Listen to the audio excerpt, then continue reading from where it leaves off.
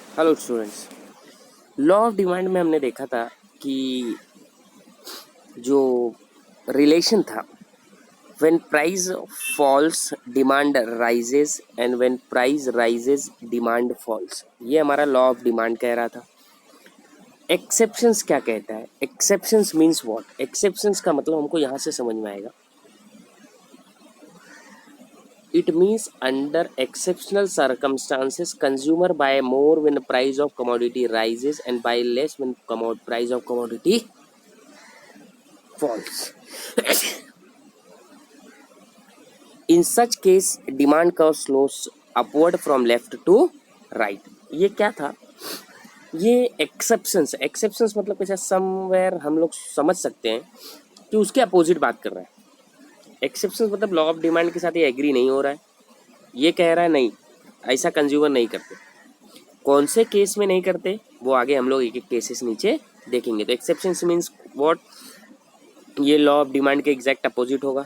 Law of demand कैसा कह रहा था? Law of demand says that when price falls demand rises, when price rises demand falls. But exceptions क्या कहेंगे? इसके अपोजिट बोलते हैं। देखते हैं एक एक पॉइंट हम लोग क्या कहना चाहता है। Following are the exceptions to the law of demand. Exceptions में पहला क्या है? Giffen paradox. गिफन पैराडॉक्स क्या कहते हैं? इंफीरियर गुड्स और लो क्वालिटी गुड्स और those goods which demand does not rises even if there is a their price is falls. तो मतलब क्या कह रहे हैं? उनका डिमांड बढ़ता नहीं है, डिमांड राइज नहीं होता है, प्राइस भले ही फॉल हो जाए। मतलब कैसे? एक छोटा सा हम लोग एग्जांपल लेते हैं। हम लोग पोटैटो खरीदने जाते हैं मार्केट में। एक अपना एग्जांपल, पोटैटो लेने गए हम लोग, तो वहाँ दो टाइप का पोटैटो रखे हैं। एक 5 रुपीज़ पर केजी है, दूसरा 6 रुपीज़ पर केजी, बराबर है। तो हम क्या सोचते हैं? 5 वाला नहीं लेते, शायद ख़राब हो, प्राइस कम है, मतलब भाव उसका कम है, मतलब वो क्या हो सकता है? थोड़ा इन्फीरियर क्वालिटी का हो सकता है, बराबर है। 1 रुपये के लिए हम लोग, प्राइस ज़्यादा भी है फिर भी हम लोग क्या कर रहे हैं? उसको खरीद रहे हैं। तो सर, इसको देखा किसने? सर रॉबर्ट गिफिन ने। रॉबर्ट गिफिन ने क्या ऑब्जर्व किया? Sir Robert Giffen observe this behavior in England in relation to a bread. He noted when the price of bread declines, people did not buy more of it because of increasing their real income or purchasing power.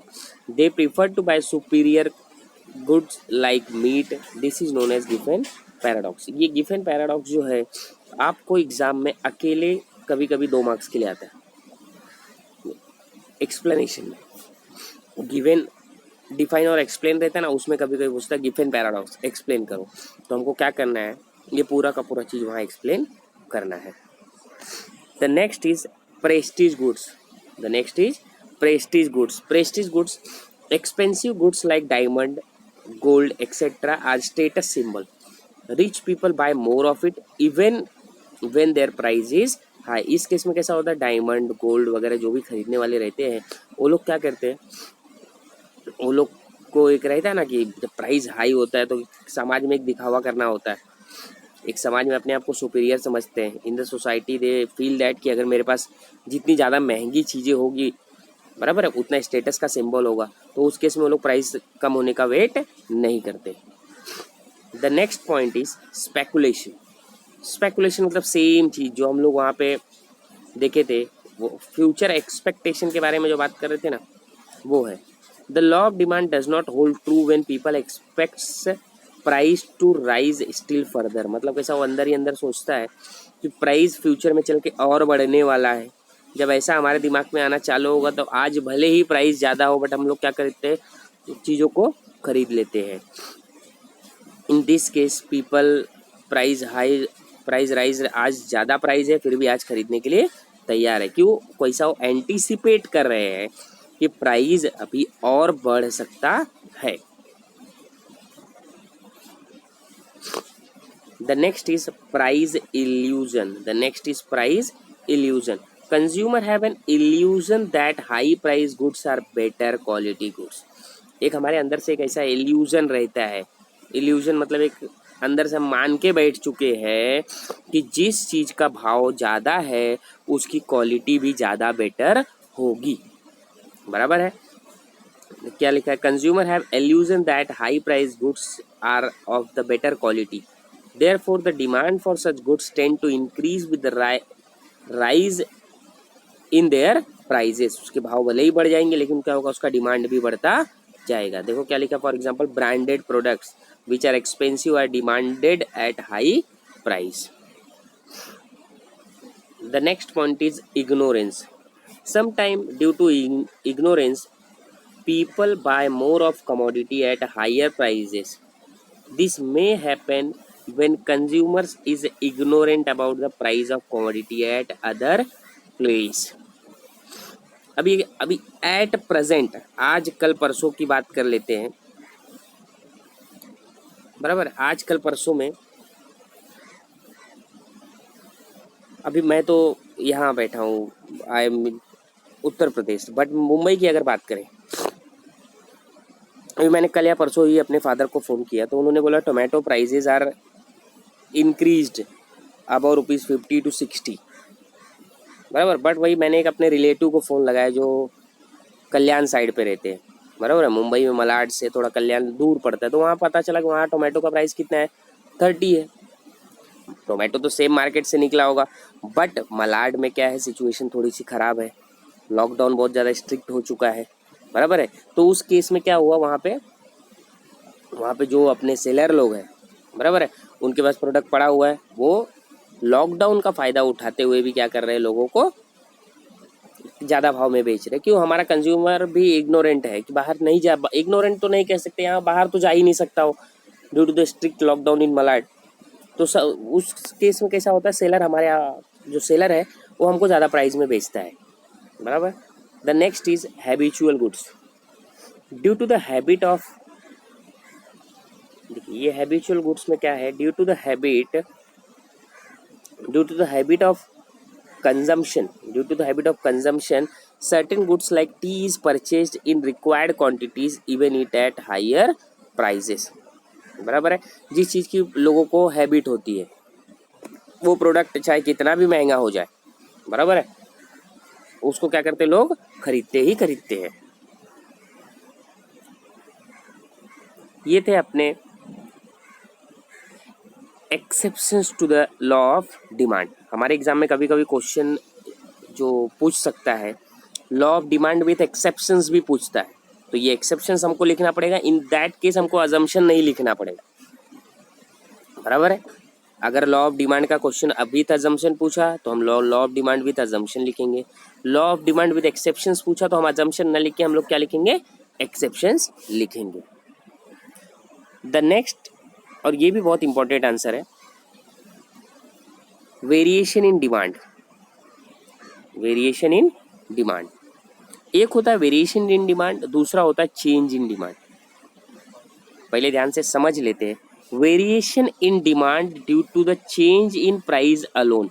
जो variation in demand होता है वो खाली price के भरोसे चलता है। Price कम ज़्यादा होने की वजह से अगर डिमांड में कम ज़्यादा हो रही है, ध्यान से सुनना, प्राइस कम ज़्यादा होने की वजह से अगर डिमांड में चेंजेस हो रहा है, that is called as variation in demand. वापस से, प्राइस के कम ज़्यादा होने की वजह से, खाली प्राइस, ओनली प्राइस के कम ज़्यादा होने की वजह से अगर अपना डिमांड कम ज़्यादा हो रहा है, that is called as variation in demand. अब वेरिएशन इन डिमांड में दो चीज़ें, कम ज़्यादा के बारे में बात की है तो एक एक्सपांशन है, दूसरा कौन सा है बेटा, कॉन्ट्रैक्शन है। एक है expansion in demand. Expansion in demand क्या होगा, प्राइस कम होने की वजह से डिमांड बढ़ जाएगा, that is called as expansion in demand.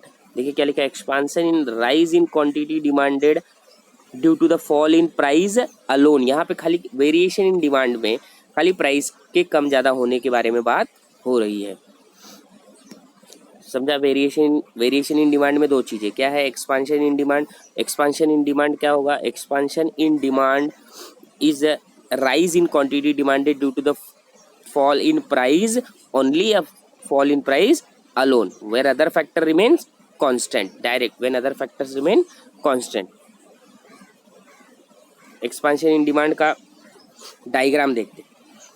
Diagram में क्या बोला, प्राइस फॉल हो रहा है तो डिमांड क्या हो रहा है, बढ़ रहा है, बराबर है। एक्स एक्सिस में उन्होंने क्वांटिटी डिमांडेड लिया है, वाई एक्सिस पे प्राइस लिया है, बराबर है।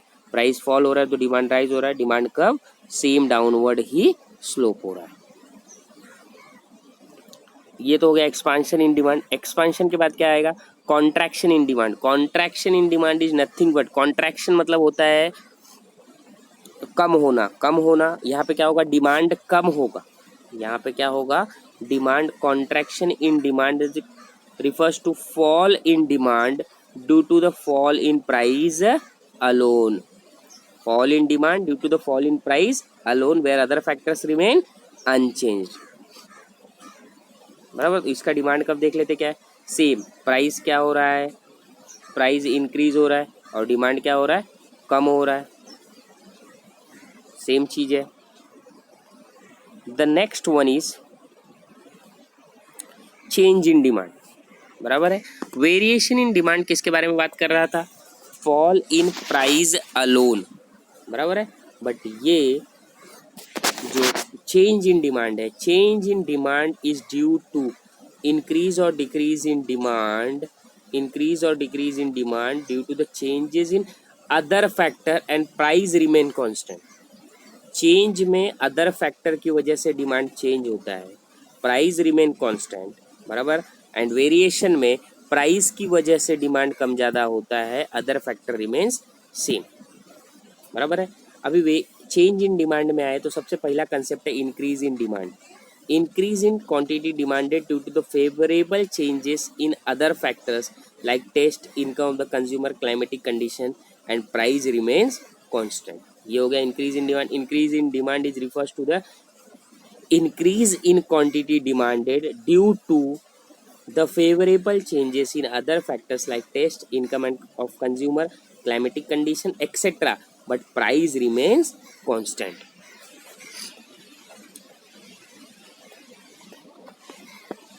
बराबर है। नेक्स्ट इंक्रीज के बाद क्या आता है, डिक्रीज इन डिमांड। उसके बाद कौन आएगा, decrease in demand.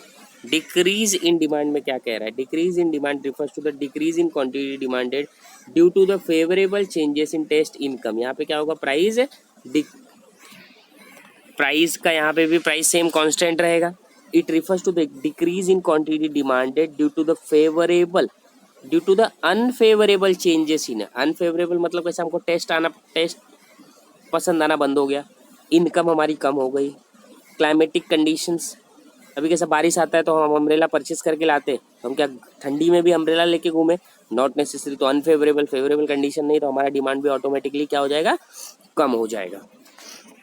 Demand curve shift from left side to original demand curve, this can be explained. देखते डायग्राम में क्या कह रहा है, डायग्राम में क्या कह रहा है, diagram the same thing. Price को कम ज़्यादा करने की जरूरत है क्या, नहीं, प्राइस रिमेन्स कॉन्स्टेंट।